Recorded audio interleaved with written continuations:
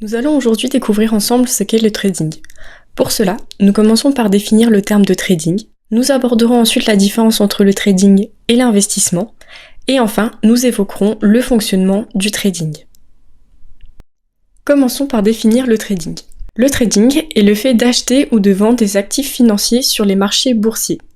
Autrement dit, il s'agit d'acheter un actif financier et de le revendre à un prix plus élevé afin de faire une plus-value. La différence entre les deux constitue ton profit.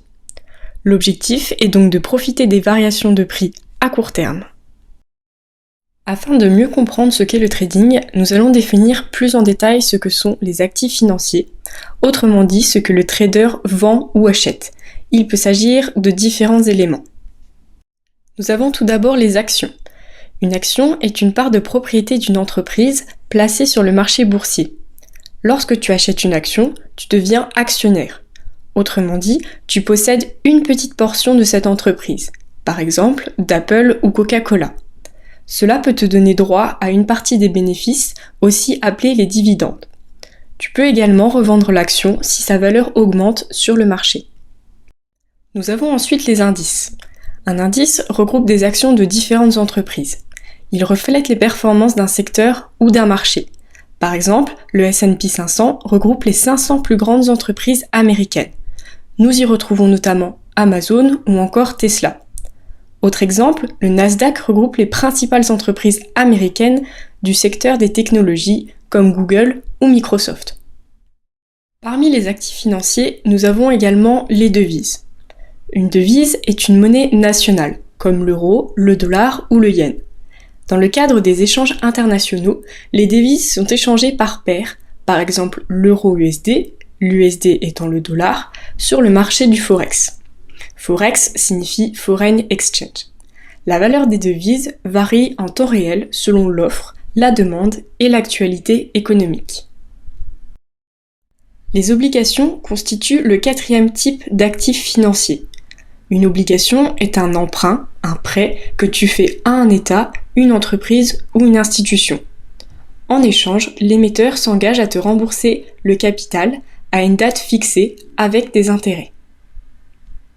Nous avons ensuite les matières premières. Il s'agit de biens naturels comme l'or, le pétrole ou le blé. Leur prix varie selon l'offre, la demande et les événements mondiaux comme les guerres, la météo ou encore les décisions politiques. Enfin, les crypto-monnaies constituent le dernier type d'actifs financiers.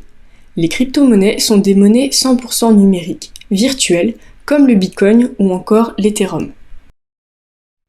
Toujours dans l'optique de comprendre ce qu'est le trading, nous allons maintenant aborder sa différence avec l'investissement. Le trading concerne le court terme. Tu peux acheter et revendre dans la même journée, en quelques minutes, jours ou semaines. Tu cherches à profiter des mouvements rapides du marché. L'investissement concerne lui le long terme. Tu achètes des actifs pour les garder plusieurs mois ou années en pariant sur leur valeur future.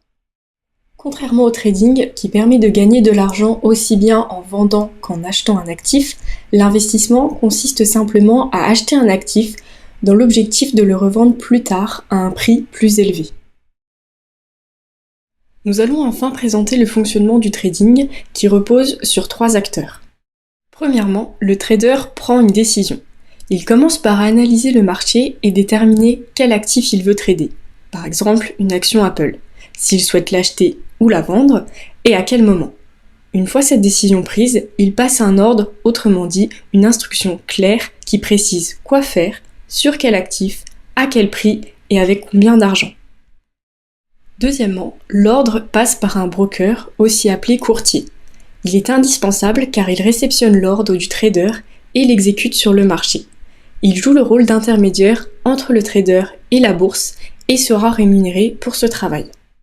Enfin, l'ordre est exécuté sur le marché boursier. La bourse est le lieu où se rencontrent les acheteurs et les vendeurs. Elle envoie aussi en temps réel les informations de prix aux brokers et aux traders, afin qu'ils puissent suivre l'évolution du marché. L'ensemble de ce processus, entre le trader, le broker et la bourse, va se faire via une plateforme de trading qui assure l'intermédiaire entre les trois. Il existe de nombreuses plateformes comme Atas ou encore NinjaTrader.